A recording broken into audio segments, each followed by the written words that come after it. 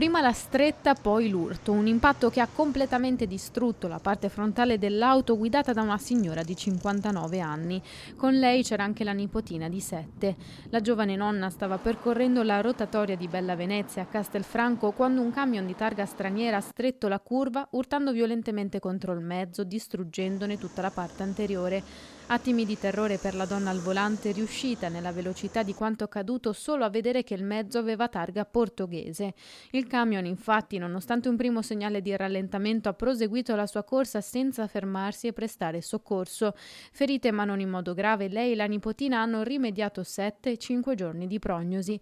Intanto i vigili della locale si sono messi sulle tracce dell'azienda portoghese che si è ritenuta estranea ai fatti, dando però gli estremi del conducente, garantendo così il giusto risarcimento alle vittime del sinistro.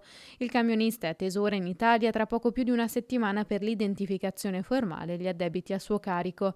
Non il solo caso di pirata della strada, sempre a Castelfranco, questa volta in Borgo Pieve. Un automobilista originario di Vigonza ha urtato un passante fratturandogli il braccio e causandogli 30 giorni di prognosi.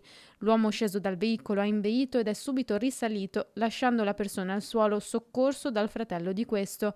Giunto sul posto una pattuglia della polizia locale, raccolte le testimonianze, l'uomo e la vettura sono stati immediatamente rintracciati, il conducente è stato fotosegnalato e denunciato per fuga e omissione di soccorso. Davanti agli ennesimi casi di mancato soccorso a Castelfranco, il sindaco invita sempre a denunciare i sinistri, sottolineando l'importanza di avere una rete capillare di telecamere di videosorveglianza nella zona. Aiutano perché sia le telecamere di videosorveglianza che i lettori target ti consentono di individuare chi causa l'incidente. A Castelfranco Veneto i controlli funzionano, abbiamo gli strumenti e gli agenti preparati a far sì che appunto nessuno possa rimanere impunito.